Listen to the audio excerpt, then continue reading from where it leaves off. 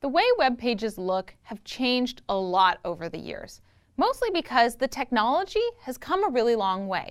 But as websites change, we can look at them as a brief history of the development of technology and also the development of design. Let's take a look at websites in the very early 90s. There, after CSS was invented, were a lot of crazy graphics, a lot of marquees, a lot of moving text, mostly because we were all so excited that we had this new tool and we could do so many fun things with it. I know I am guilty of having lots of cursors with dragging GIFs behind them and marquee titles. But slowly, after all the designers had too much fun, we realized that when you make your web page really busy, it's really hard to get your user to focus on exactly what you want to focus on. So those things went out of style.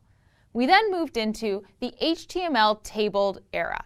That's where people were using tables to structure their web page, which makes sense because an HTML table is essentially just a backbone and you can put all of your information in it.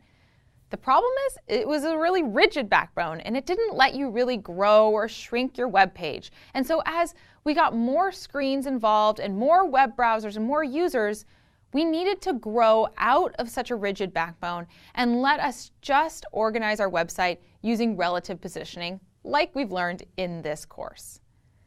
Then there was the Flash era, where everything was animated, and we had these huge loading screens and download times, and everything looked really nice. And that really only worked for desktop machines. And now that we're getting more into a mobile-first world, we don't have the data to download these giant Flash sort of websites. So thanks to CSS3, we now have animations built into CSS so we can have a little bit of interactivity, but in a much lower impact on our data usage. These design trends still pop up every now and then, so it's not necessarily a bad thing to use an HTML table, especially if you want to display a table. And it's not necessarily a bad thing to use Flash, but you just have a lot more tools at your disposal. So it's really fun to go and look back at historical websites and pay attention to what they were using, but why they were using it, and wonder if maybe now there's a better technology.